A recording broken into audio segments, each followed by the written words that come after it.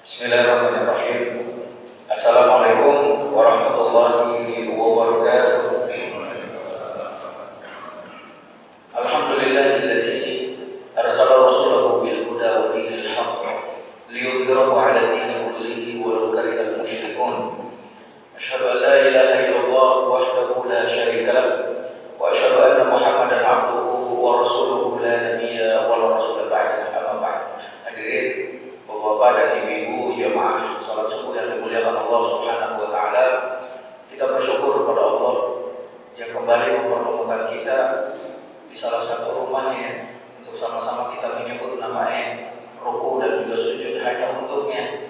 Semoga Allah Subhanahu wa taala menerima amal soleh kita dan dijadikannya sebagai pemberat kebaikan kita nanti di akhirat kelak. Sekaligus kita juga memohon kepada Allah sebagaimana Allah telah mempertemukan kita di dunia dalam ketaatan kepada-Nya, semoga nanti kita dipertemukan di dalam surga-Nya. Di pagi hari ini insyaallah kita akan melanjutkan pembahasan tentang 10 sebab keselamatan di dunia dan juga di akhirat. Pada pertemuan lalu kita sudah menyampaikan 4 secara ringkas. Jadi 4 sebab keselamatan di dunia dan di akhirat. Yang pertama adalah tauhid. Dan tauhid ini adalah menjadi bekal utama seorang mukmin ketika mengadakan perjalanan menuju Allah Subhanahu wa taala. Dan kita juga diingatkan oleh seorang ulama, Fudail bin Iyad, ketika beliau bertemu dengan seorang laki-laki yang berusia 60 tahun. Kemudian beliau bertanya, "Wahai kakek, usiamu berapa tahun?" Si kakek menyatakan 60 tahun. Maka Fudail bin Iyad menyatakan, "Kalau begitu berarti Anda telah berjalan menuju Allah 60 tahun, hampir sampai perjalanan Anda." Maka si kakek ini menyatakan, "Inna lillahi wa inna ilaihi raji'un." Sesungguhnya kami milik Allah dan sesungguhnya kita akan dikembalikan kepada Allah.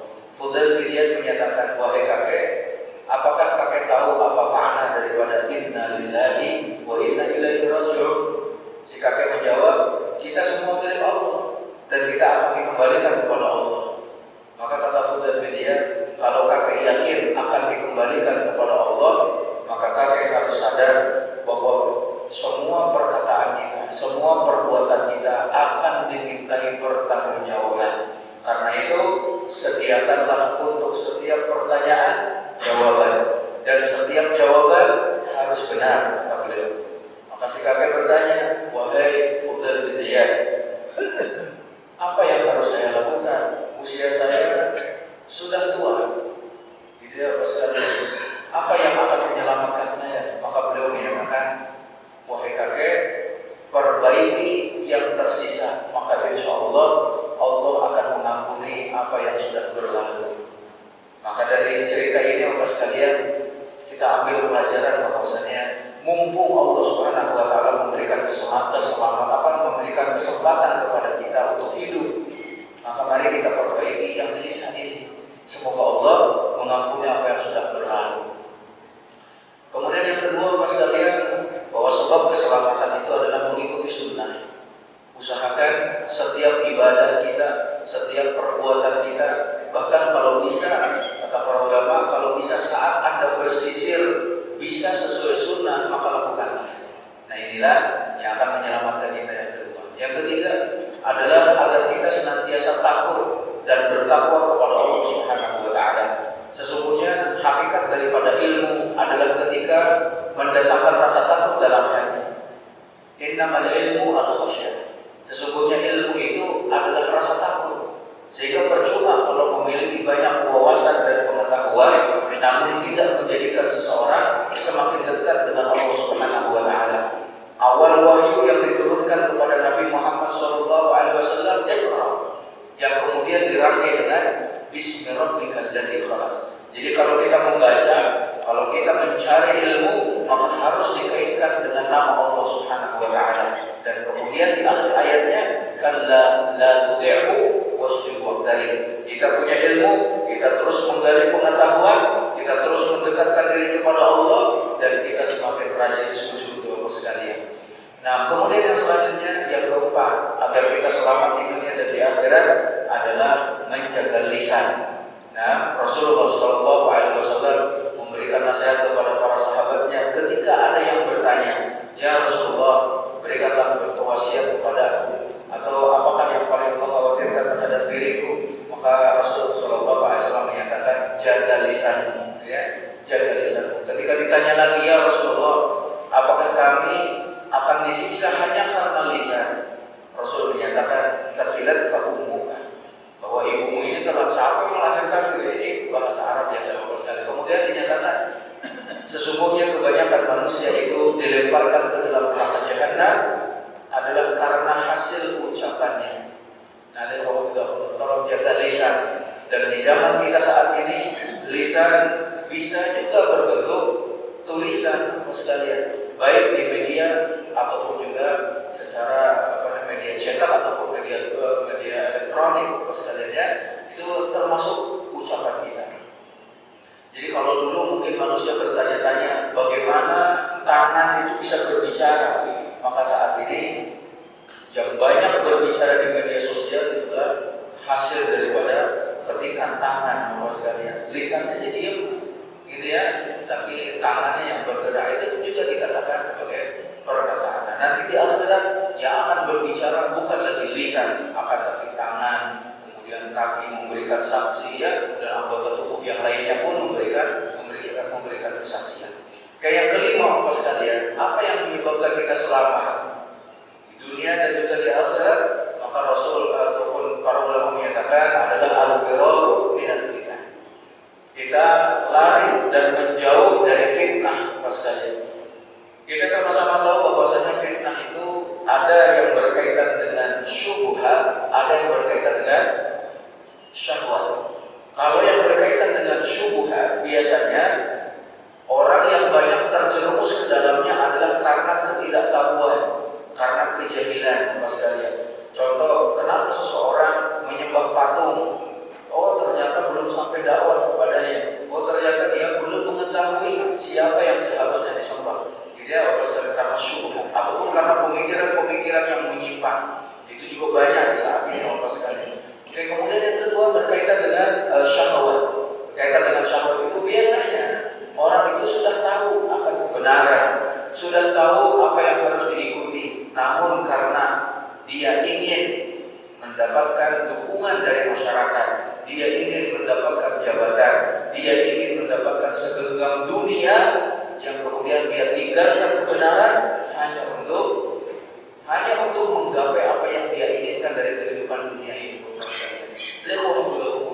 Saya jadi teringat dengan hadis Rasulullah SAW yang menyatakan bahwa ketika ada seorang sahabat bertanya, ya Rasulullah, saya datang kepadamu untuk bertanya kepada engkau tentang al-birru wal itsm, yang tentang kebaikan dan dosa. Tentang kebaikan dan dosa. Atau dalam riwayat lain nanti ada dua riwayat, Bapak sekalian, tentang kebaikan dan keburukan. Maka Rasulullah SAW menjelaskan bahwa kebaikan itu adalah husnul khuluq, ya, al-birru husnul khuluq. Atau juga dinyatakan bahwa al-birru matma'annat ilaihi nafsu wa tatma'anna ilaihi qalb, bahwa kebaikan itu adalah yang menjadikan hati tenang dan juga jiwa tentram. Wal itsmu, sedangkan dosa, mahaka fi nafsika wa karihta ay yattali alaihi nas. Sedangkan keburukan, gitu ya, sedangkan keburukan itu adalah apa yang menjadikan kamu ragu dan kamu takut diketahui oleh manusia. Nah, saya mendengar penjelasan daripada seorang ulama yang menyatakan bahwa ketika kita melakukan sebuah perbuatan dan kita takut ketahuan oleh manusia, berarti itu perbuatan yang buruk. Sekarang itu adalah perbuatan dosa. Nah, sekarang ada orang melakukan perbuatan dosa dan tidak takut ketahuan oleh manusia karena dia memiliki pendukung, kata beliau. Kira-kira mana yang lebih berat? Mana yang lebih hebat dosanya, Bapak sekalian? Ada seseorang melakukan dosa secara sembunyi-sembunyi, takut ketahuan oleh manusia, takut terlihat oleh CCTV, gitu ya. Atau yang kedua, dia melakukan dosa, dia tidak takut ketahuan oleh manusia karena punya pendukung. Nah, itu tentu, kata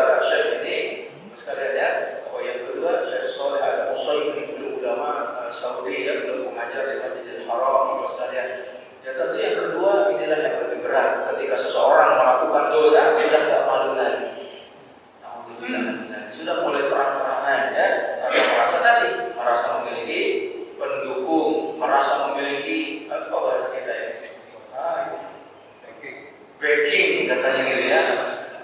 Masya Allah. Nanti Allah.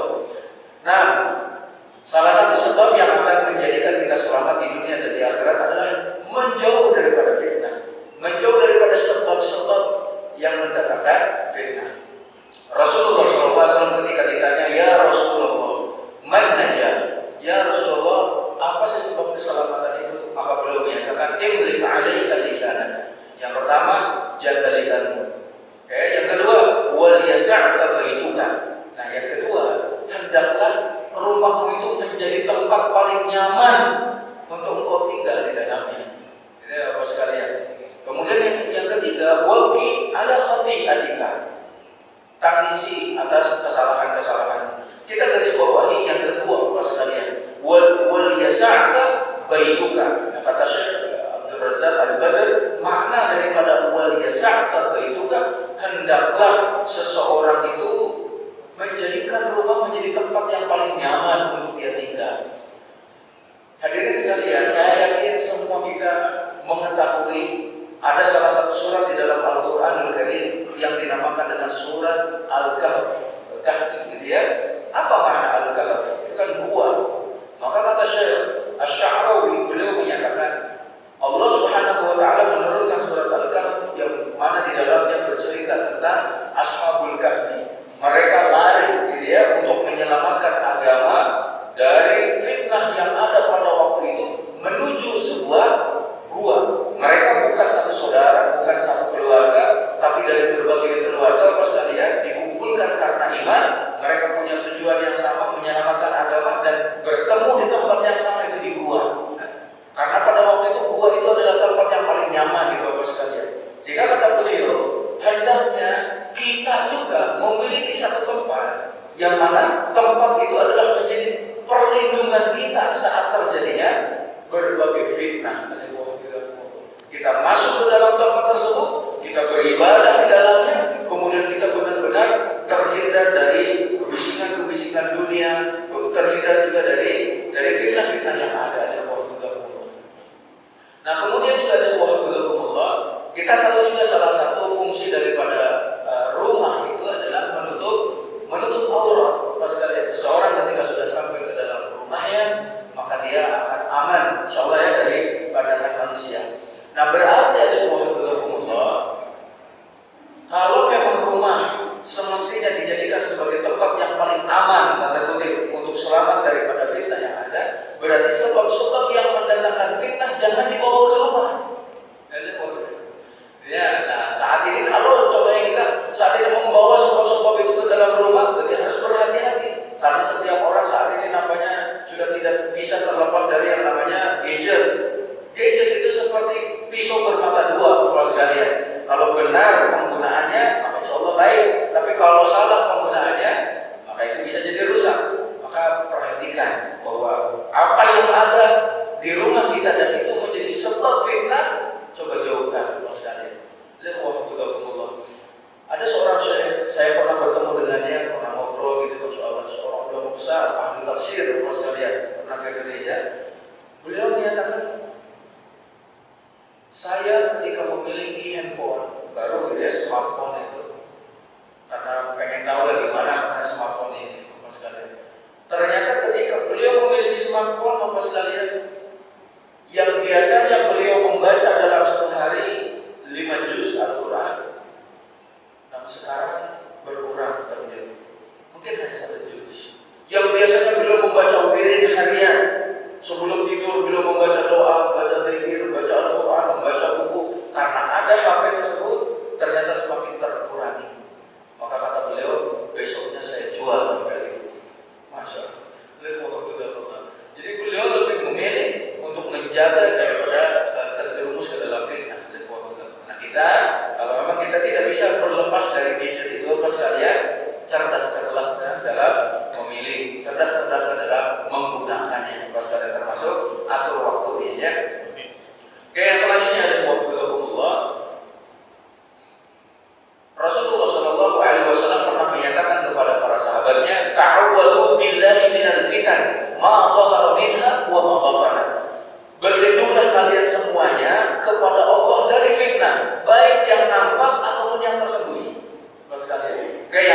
Nampak terlihat oleh mata bahwa contoh sekarang perempuan muslimah lebih mengedepankan model ataupun juga gaya model, tidak model jahiliyah, model orang-orang barat daripada model Islam. Terlihatnya Bapak sekalian. Kayak sekarang yang tidak terlihat oleh wahfidullah, dan inilah yang harus kita waspadai.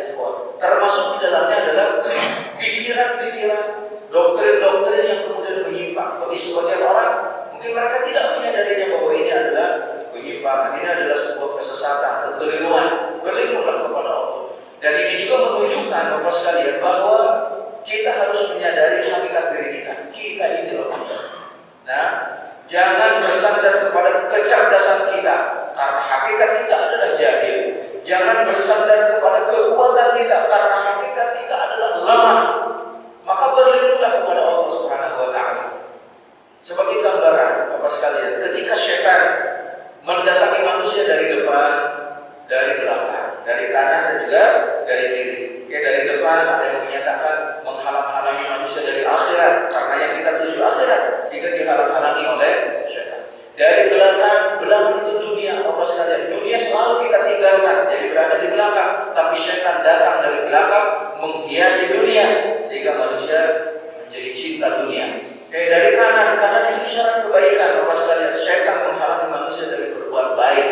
Dari kiri itu adalah isyarat keburukan. Syaitan menghiasi keburukan agar terjerumus di dalamnya. Nah, kenapa syaitan tidak datang dari atas? Karena dari atas turun rahmat Allah Subhanahu wa Ta'ala. Bapak sekalian ya. Maka Rasul pun menyatakan seakan-akan ini, ketika kamu diserang oleh musuh dari seluruh penjuru angin, tidak ada tempat untuk lari, maka ingat ada satu arah yang selalu terbuka, yaitu adalah atas. Engkau memohon kepada Allah Subhanahu wa Ta'ala. Bapak sekalian, memohon perlindungan kepadanya. Terus kalau ada yang bertanya, kenapa syaitan tidak menyebutkan berlindung dari bawah, gitu ya? Dari atas tidak, dari bawah kok tidak disebutkan? Kata para ulama, karena bawah itu adalah terhampar tempat untuk kita sujud, Bapak sekalian. Jadi di samping kita mohon kepada Allah, maka perbanyak juga sujud, perbanyak juga ibadah kepada Allah Subhanahu wa Ta'ala. Ta'awwadu billah minal fitan, ma dhahara minha wa ma batana. Berlindunglah kalian kepada Allah dari fitnah, baik yang nampak ataupun yang tersembunyi. Juga Bapak sekalian, Rasulullah SAW pernah menyatakan di dalam riwayat Abu Dawud disahihkan oleh Syekh Al-Albani, beliau menyatakan innas sa'ida liman junibal fitan. Sesungguhnya orang yang bahagia itu adalah orang yang dijauhkan dari fitnah. Bisa jadi orang-orang yang hidup di pedalaman ataupun di pedesaan yang mana mereka tidak mengetahui YouTube contohnya, tidak mengetahui TikTok, tidak mengetahui apapun yang ada. Bisa jadi mereka yang paling bahagia. Masya Allah. Mereka tidak tahu model-model barat seperti apa itu dalam berpakaian dan sebagainya. Apalagi kalau contohnya hanya isinya adalah joget-joget dan sebagainya. Masya Allah lah. Jadi inna sa'idah, semuanya orang bahagia itu kata Rasul yang dijauhkan daripada fitnah. Karena itu setelah kita tahu bahwa kebahagiaan saat kita selamat dari fitnah, maka mohonlah kepada Allah agar dijauhkan dari fitnah. Nah, baru yang keenam Bapak sekalian ya, agar kita selamat di dunia dan di akhirat, perbanyak doa. Perbanyak doa Bapak sekalian. Doa adalah ibadah yang sangat mulia. Nah, dan berapa banyak kebaikan itu diperoleh karena doa, bukan karena kecerdasan kita. Bapak sekali lagi, hakikat kita adalah jahil, hakikat kita adalah lemah. Maka berdoalah kepada Allah Subhanahu wa Ta'ala. Seluruh kebaikan di dunia dan di akhirat, Bapak sekalian, akan digapai dengan doa. Ada seorang ulama yang menyatakan, saya perhatikan seluruh macam-macam kebaikan itu banyak. Sholat itu kebaikan, puasa itu kebaikan, haji itu kebaikan, umrah itu kebaikan, istighfar itu kebaikan, dan berbagai amalan itu adalah kebaikan. Dan ternyata apa sekali kata beliau, saya pelajari lagi, ternyata seluruh kebaikan tersebut tidak akan pernah tercapai kecuali dengan doa. Makanya pintu seluruh kebaikan dunia dan akhirat adalah doa. Nah, kalau ada yang bertanya di Allah, doa apa yang terbaik dari seluruh doa yang ada, Mas sekalian? Doa yang paling istimewa adalah doa yang selalu kita ucapkan setiap harinya. Ihdinas siratal mustaqim. Tunjukkan kami ke jalan yang lurus, ikhwan. Kalau saat ini kita sudah berada di atas Islam, kita sudah menjadi hamba Allah, apakah kita masih memerlukan doa ini? Ihdinas siratal mustaqim. Maka kita katakan kita sangat perlu dan sangat butuh doa ini. Karena ada orang yang salah paham, Mas sekalian. Ada mantan muslim, mantan namanya juga ya. Biasanya kalau mantan muslim itu orangnya jahil, biasanya, mohon maaf. Tapi kalau mantan Nasrani, contohnya biasanya cerdas. Biasanya, tapi ada yang nggak biasa, Mas sekalian. Oke. Jadi alhamdulillah. Jadi ada yang mantan muslim itu menyatakan, kenapa saya keluar dari Islam? Karena kaum muslimin belum dapat jalan yang lurus, katanya. Setiap hari mohon sama Allah, ihdinas siratal mustaqim, berarti belum dapat jalan yang lurus, kata dia, gitu ya. Maka kita sampaikan kepada sekalian, kita semua sudah berada di atas jalan yang lurus. Kita memohon istiqomah di dalamnya, karena sesungguhnya Islam itu lurus, yang suka belok kanan belok kiri itu kita ya. Maka ihdinas siratal mustaqim terkandung makna di dalamnya. Ya Allah, sesungguhnya Engkau yang memberi hidayah kami ke jalan yang lurus ini, jadikan kami istiqomah di dalamnya, sehingga suatu saat nanti kami akan dikumpulkan bersama orang-orang yang telah Engkau beri nikmat kepada mereka dari kalangan para nabi, para siddiqin, syuhada dan juga sholihin. Doa, Bapak sekalian, ibadah teragung, dan juga dengan doa maka tidak ada jarak antara seorang hamba dengan Allah Subhanahu wa taala. Allah ketika menurunkan firman-Nya, contohnya tentang pertanyaan manusia. Yas'alunaka 'anil ahillah. Manusia bertanya kepadamu tentang hilal. Kata Allah, qul, ya, katakan wahai Muhammad, bahwa hilal itu adalah untuk penanda waktu ataupun juga untuk perhitungan bulan dan juga tahun. Yas'alunaka 'anil khamri wal maisir. Mereka bertanya kepadamu tentang khamr dan juga judi. Maka Allah menyatakan, qul, katakan wahai Muhammad, bahwa khamr dan judi itu adalah perbuatan syaitan, gitu ya. Nah, mereka bertanya kepadamu tentang haid. Yas'alunaka 'anil mahid. Bertanya tentang haid. Allah menyatakan, qul, katakan wahai Muhammad, ya, bahwasanya haid itu adalah penyakit. Nah, sekarang Allah menyatakan, wa idza sa'alaka 'ibadi 'anni, kalau hambaku bertanya kepadamu tentang diriku, kata Allah, fa inni qarib, sesungguhnya aku dekat. Allah tidak pernah menyatakan qul fa inni qarib, tidak. Ini menunjukkan tidak ada batas antara kita dengan Allah melalui doa, Bapak sekalian.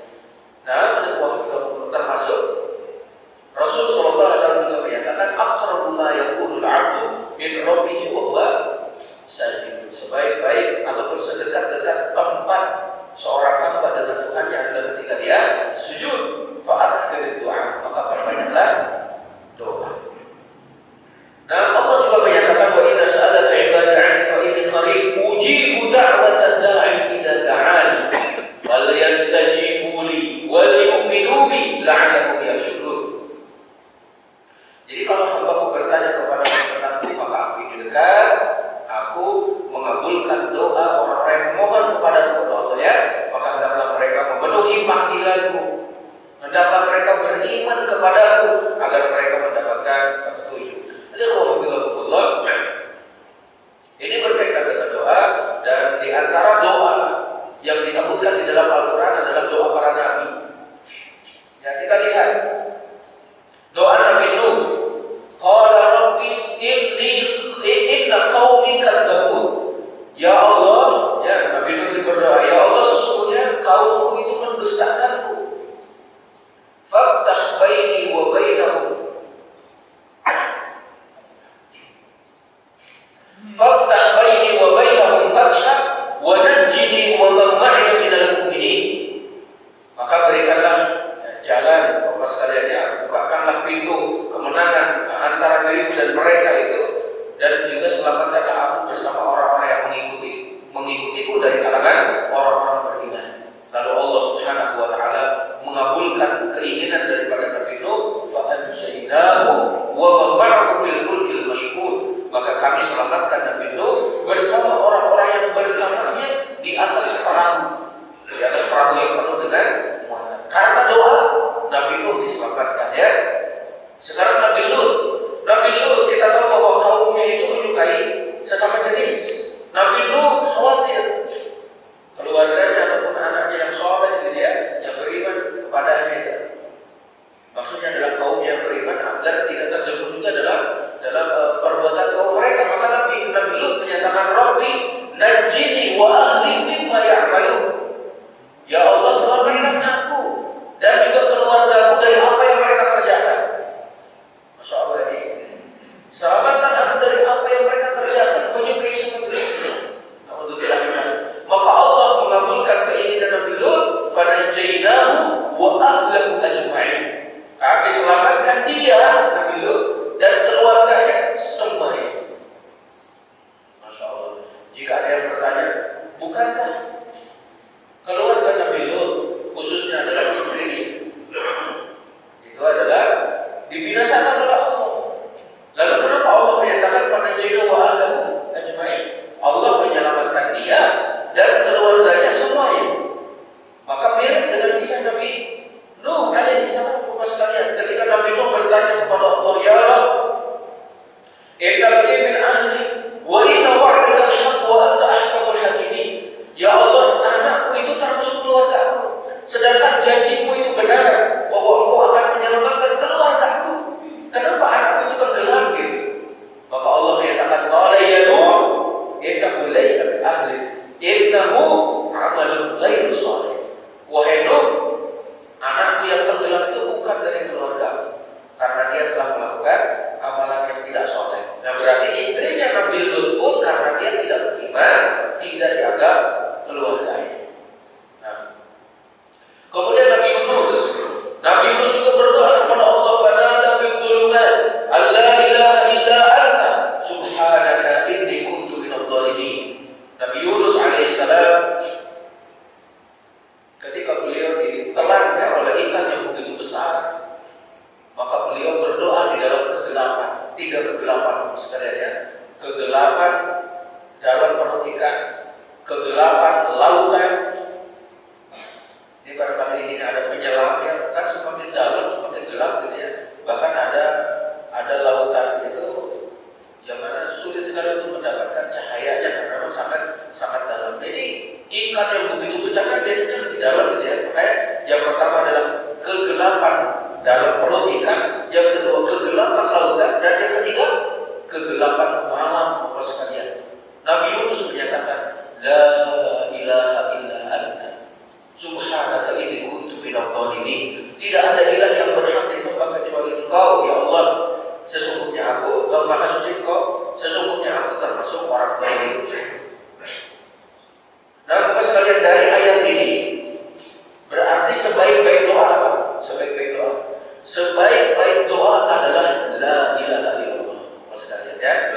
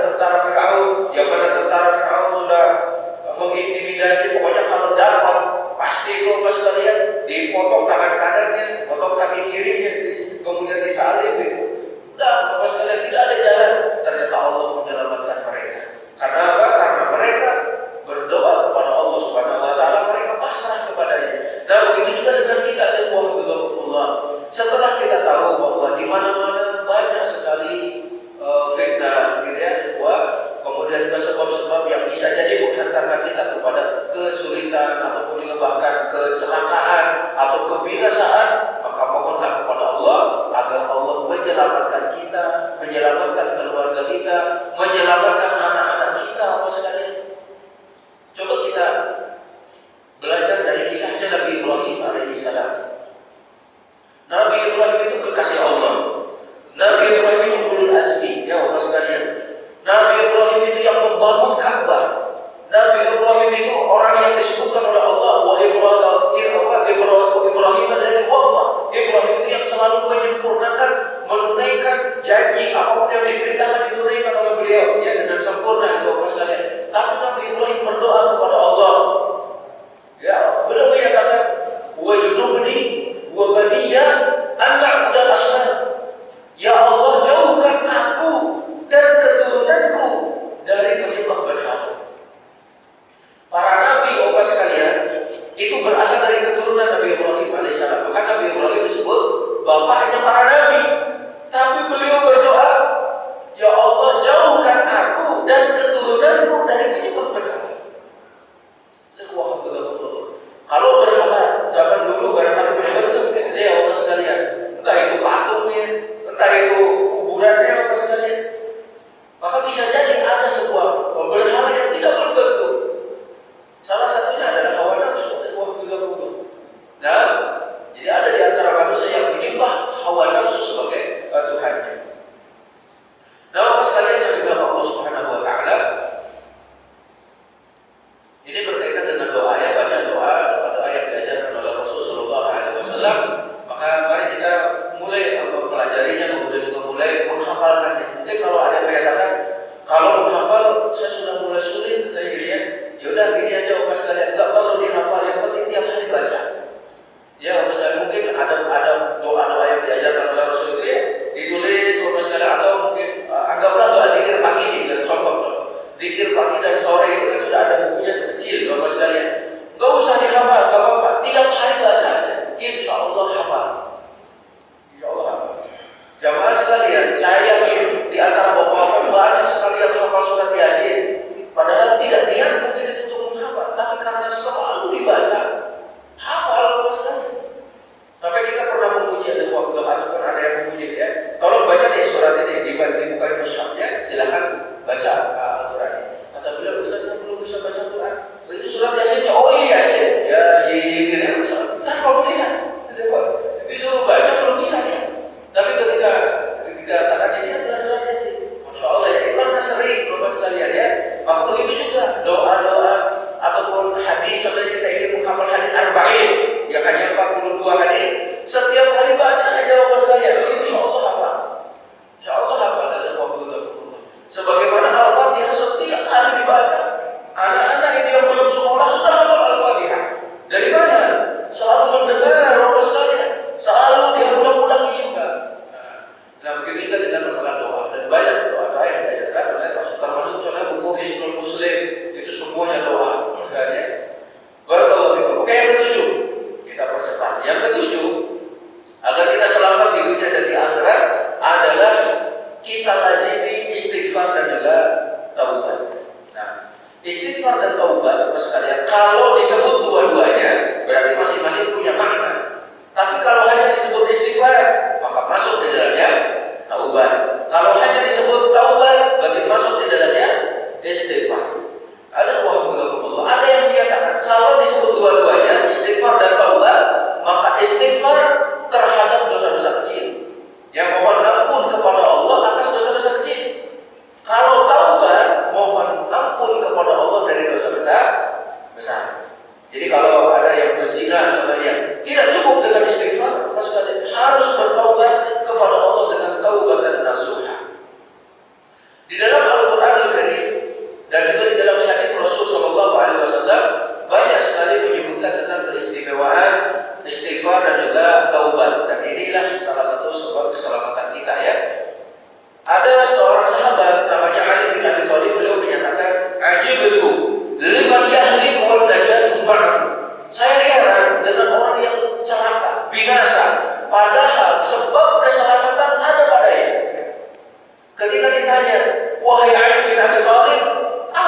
sebab keselamatan. Maka Ali menyatakan al-istighfar.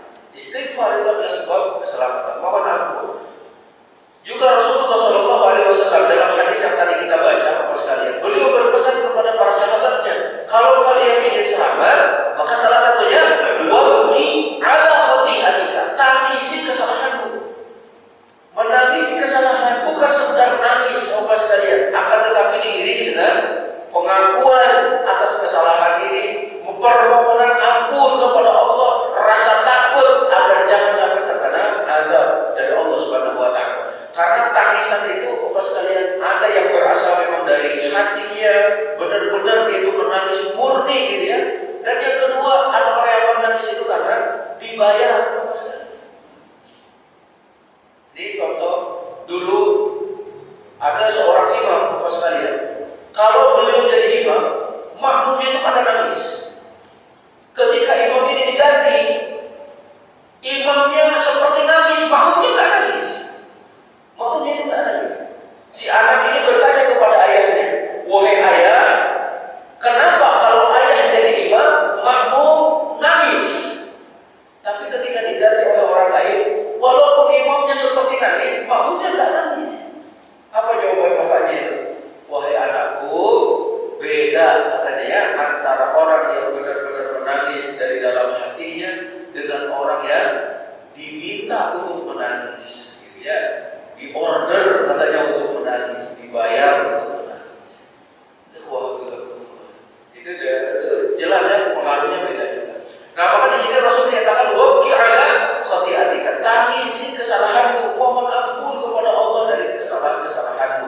Termasuk Bapak sekalian, ketika kita terpaksa untuk mengunjungi sebuah daerah yang mana daerah tersebut bekas dihancurkan oleh Allah. Contoh kaum Samud. Kaum Samud kan dulu dibinasakan oleh Allah.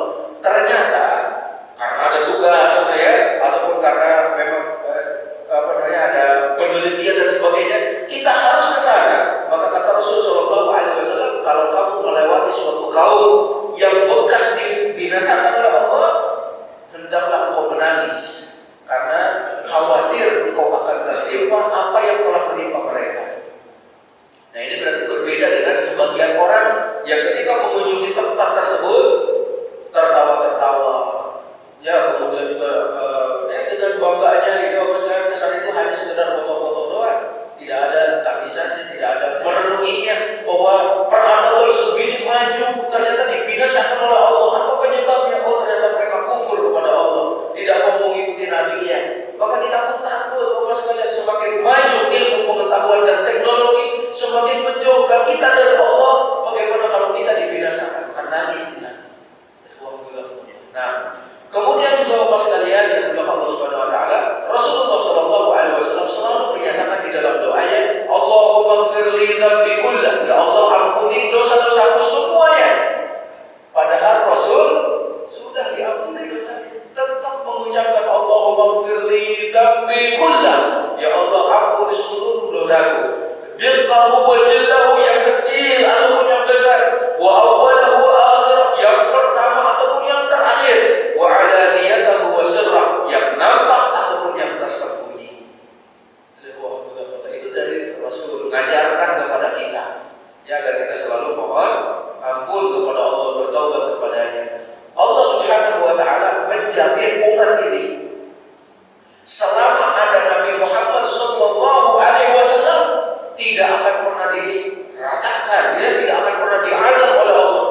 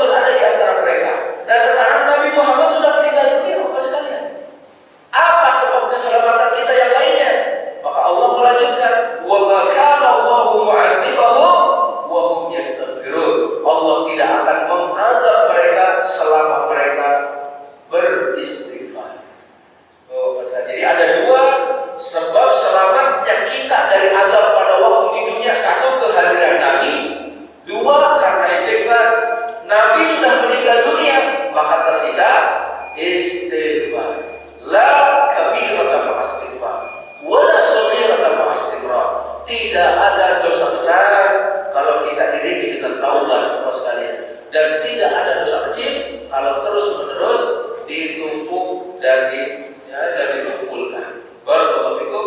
Rasulullah SAW juga selalu beristighfar, memohon ampun kepada Allah dalam satu hari tidak kurang dari 100 kali. Dalam riwayat lain tidak kurang dari 70 kali. Barakallahu fikum. Sudah habis waktunya Bapak sekalian. Ada yang perlu ditanyakan?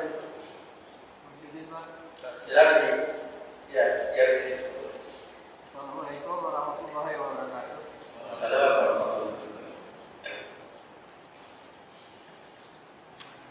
Assalamualaikum warahmatullahi wabarakatuh.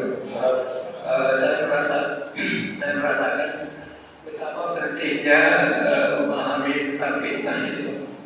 Karena dalam kehidupan sekarang ini kita sudah tidak bisa membedakan mana yang benar dengan mana yang tidak. Nah, ketika kita tersangkut dalam hal ini, apakah itu takdir kita untuk berbuat kesalahan itu, atau kebodohan kita karena kita tidak berilmu? Nah, di dalam hal ini hukum yang berlaku untuk seperti itu, seperti kami ini yang mana yang berlaku, Pak? Demikian Pak Ustaz. Terima kasih. Assalamualaikum warahmatullahi wabarakatuh. Betul sekali ya Bapak sekalian. Jadi kita saat ini sedang berada di satu zaman yang barangkali sebagian orang sudah hampir samar, hampir tidak bisa lagi membedakan mana yang baik dan mana yang buruk Bapak sekalian. Di dalam hadis pun Rasulullah SAW menyatakan bahwa fitnah itu yang akan datang ke dalam hati seseorang itu seperti satu titik. Kalau dia masuk ke dalam fitnah itu, titik hitam akan ada dalam hatinya. Kemudian dia masuk lagi, hitam terus semakin banyak sehingga hati tersebut penuh dengan noda hitam, sehingga dia tidak bisa lagi membedakan mana yang ma'ruf, mana yang munkar. Berarti salah satu penyebab seseorang tidak bisa membedakan mana yang ma'ruf, mana yang munkar adalah ketika hatinya gelap dengan dosa dan kemaksiatan. Ya, Bapak sekalian ya, dengan dosa dan kemaksiatan. Kemudian itu betul karena kejahilan. Di zaman kita seperti ini yang sudah semakin maju, Bapak sekalian, barangkali kita katakan sangat mudah sekali untuk mendapatkan ilmu.